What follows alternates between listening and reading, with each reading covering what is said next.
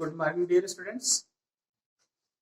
आज की क्लास हम लोग शुरुआत करते हैं जिसमें कि हम आप लोगों का अनसाल पेपर स्टार्ट कर रहे हैं कि अनसाल पेपर में या प्रीवियस एग्जाम में जो आपके प्रश्न पूछे गए हैं उसको आप कैसे सॉल्व करोगे, क्योंकि अब आपकी जो परीक्षा है वो भी नज़दीक में है। तो इस समय जो हम कह सकते हैं कि अगर हम लोग जो क्लास में पढ़ाते हैं, जो क्रैश कोर्सेज चलते हैं, उसमें ऐसे टॉपिक पढ़ाया जाता है जिससे आपका पाठ्यक्रम भी रिवाइज हो जाए और प्रीवियस ईयर के जो प्रश्न पूछे गए हैं उसको भी आप लोग रिवाइज कर लें।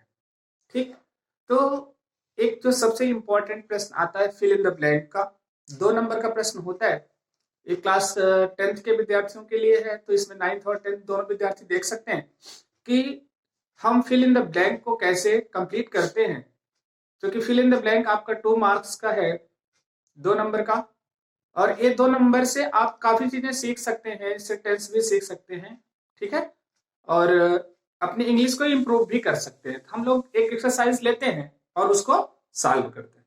ठीक है, तो जो ये प्रीवियस ईयर का पेपर है, इस पेपर को हम ले रहे हैं 2011 का पेपर है। इसमें जो हमारे 7 सेट बोर्ड एग्जाम में बनते हैं, उस सेट के हम 7 प्रश्न आपके सामने रख रहे हैं। उसको किस तरीके से भरना है, किस तरीके से फिलअप करना है, उसको आप लोगों को बताते हैं। ठीक, तो सब लोग अपनी कॉपी कलम लेके बैठे और सॉल्व करना शुरू करें। उसमें देखें कि आप किस तरीके से अपने 2 नंबर में इजाफा भी कर सकते हैं और इंग्लिश भी सीख सकते हैं। ठीक है, देखिए यहां पर क्योंकि हम फिल इन द ब्लैंक की बात कर रहे हैं, फिल इन द ब्लैंक एक ग्रामर पोर्शन का है आपका टॉपिक। ठीक, इसमें हम एक सेंटेंस ले रहे हैं।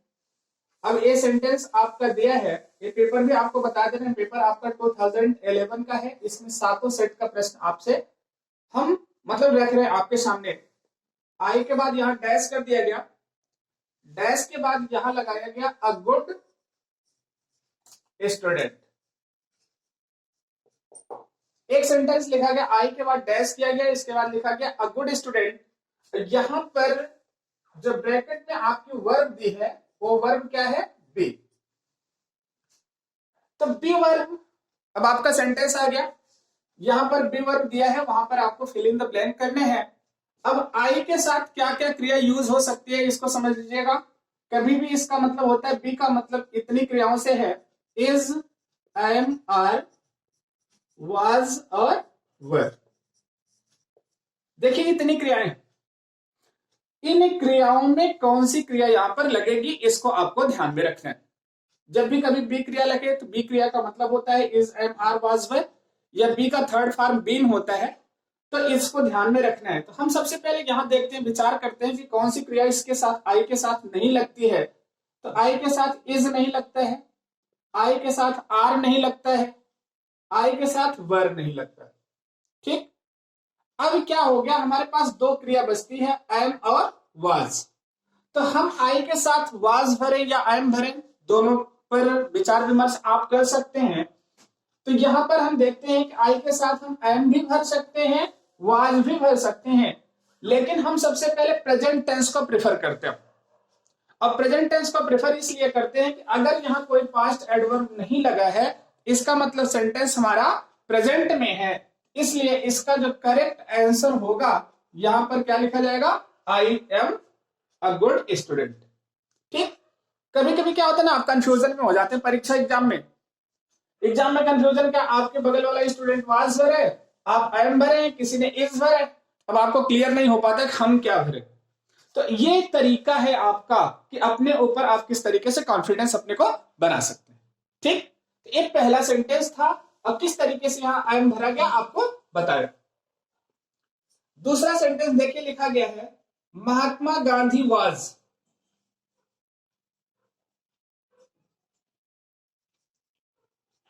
महात्मा गांधी वाज दे दिया। इसके बाद लिखा यहां पर डेड ऑन 13th जनवरी।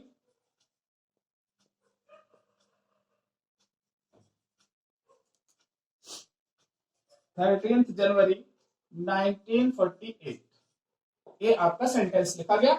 यहां पर फिल इन द ब्लैंक दिया गया। इसकी जो क्रिया है भरने के लिए यहां पर दे दी गई SHOOT, सूट।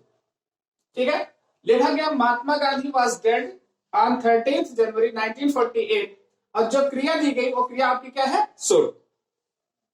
देखिए अब यहां भी आपको फिल इन द ब्लैंक में देखना है कि हम भर क्या सकते हैं। यहां पर देखिए वाज लगा, वाज के साथ आईएनजी फॉर्म लगता है। क्या लगता है, आईएनजी फॉर्म लगता है। लेकिन एक चीज और भी होता है, जब सेंटेंस हमारा पैसिव वॉइस में होता है तो वाज के साथ वर्ब की थर्ड फॉर्म प्रयोग की जाती है। यहां पर लिखा गया महात्मा गांधी वाज, अब यहां पर लिखा गया है शूट, तो शूट का हम शूटिंग कर सकते हैं। तो शूटिंग डेड तो हो नहीं सकता कि मरे को शूट कर रहे थे, बल्कि वो क्या हो गए, शॉट डेड, मतलब मार दिए गए। कब, 19 जनवरी 1948।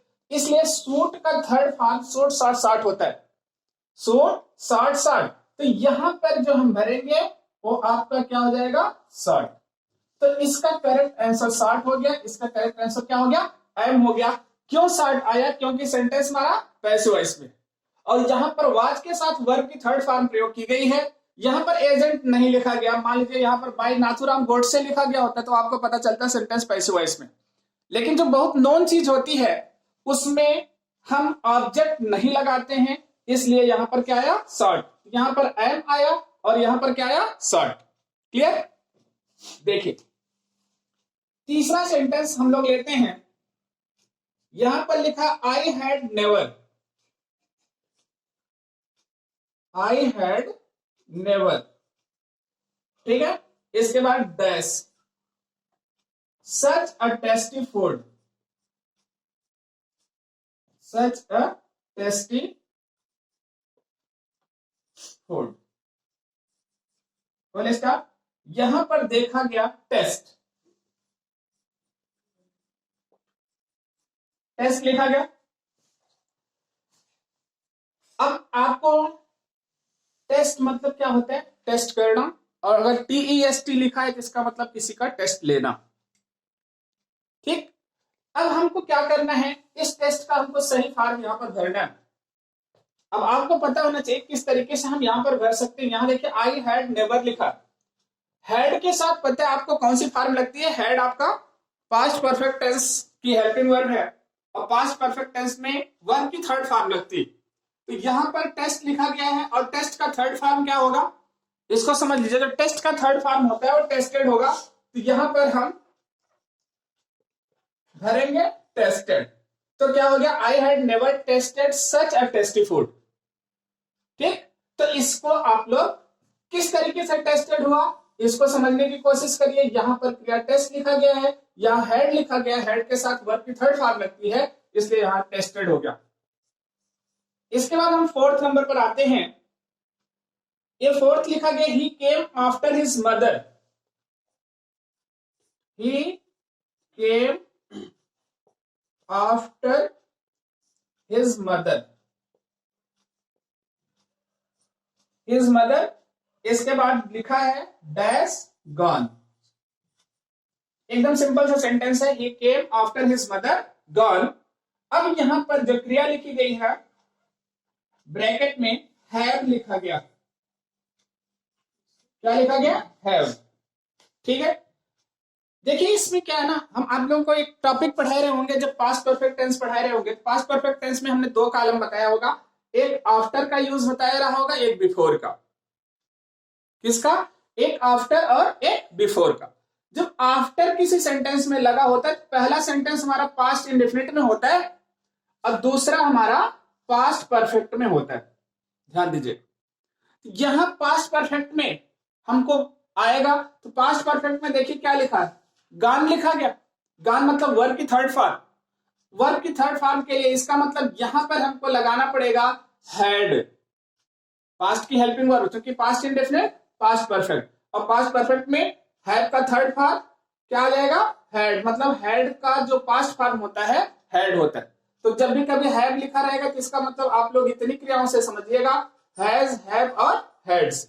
क्लियर? तो यहां पर क्या आएगा? हैड। तो यहां पर हो गया he came after his mother had gone. तो इस क्रिया में क्या आ गया? हैड आ गया। क्लियर? ये आपका फोर्थ हो गया। इसके बाद हम लोग फिफ्थ नंबर पर जाते हैं। जो पांचवा नंबर है यहां पर लिखा गया है don't go out. Don't go out until your father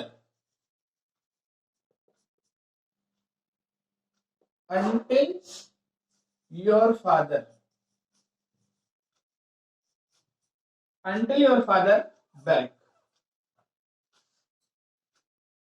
ठीक है, एक सेंटेंस लिखा गया don't go out until your father back। अब यहां पर लिखा है कम।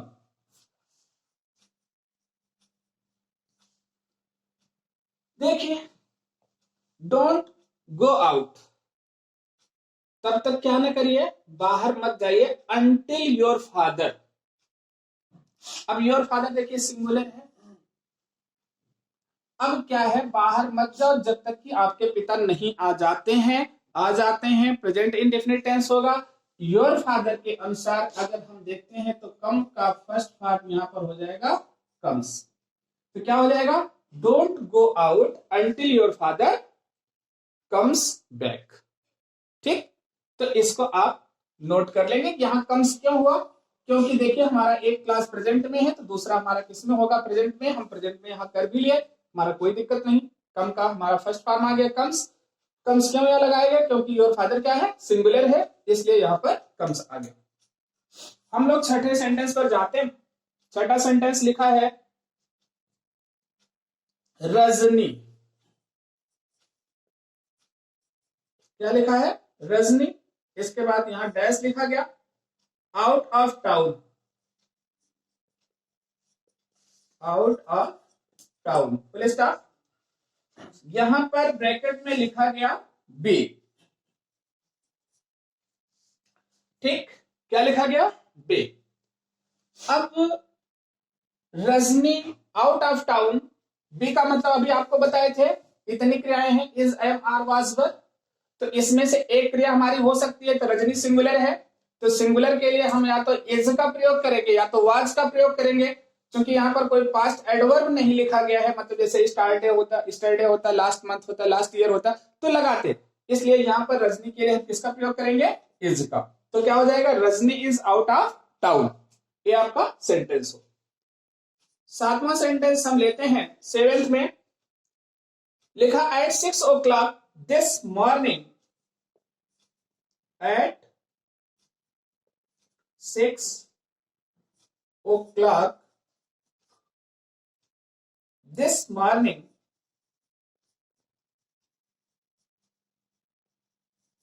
At 6 o'clock this morning I के बाद डैश लिख दिया गया in the park. In the park full stop. यहां पर वॉक लिखा है। क्या लिखा है? वॉक। तो अब यहां पर लिखा है, लिखा एट 6 o'clock, ठीक है, दिस मॉर्निंग मतलब इस सुबह कितने बजे? 6 बजे। कहा आई इन द पार्क। अब यहां पर वॉक लिखा है, ध्यान रखिएगा। अब यहां पर ये इसका मतलब हो गया कि ये समय हमारा बीत चुका है, मतलब 6 बजे आज सुबह कह सकते हैं। इस सुबह हम कहां पर? पार्क में टहल रहे थे या टहलते थे। यहां पर वॉक का क्या हो जाएगा? वॉक मतलब मैं टहला। तो इसलिए यहां पर क्या आ गया? पास्ट क्रिया आ गया। हमने आई के साथ किसका प्रयोग किया? वॉक्ड का प्रयोग किया। क्यों वॉक्ड का प्रयोग किया? क्योंकि यहां पर एक टाइम दिया है और ये टाइम क्या है? बिफोर का है, इसलिए हमने यहां पर वॉक्ड का प्रयोग कर दिया। तो इस तरीके से अगर आप सॉल्व करते हो, ठीक है, तो आपका जो 2 नंबर का प्रश्न है 2 नंबर तो सही होगा ही होगा, इसके साथ आपका टेंस भी रिवाइज हो जाएगा। लगभग मान लीजिए हमने कहा 7 सेंटेंस दिया गया। इसी तरीके से हम नेक्स्ट वीडियो में नेक्स्ट ईयर का मतलब 2012 का साल आपको भेजेंगे फिल इन द ब्लैंक का।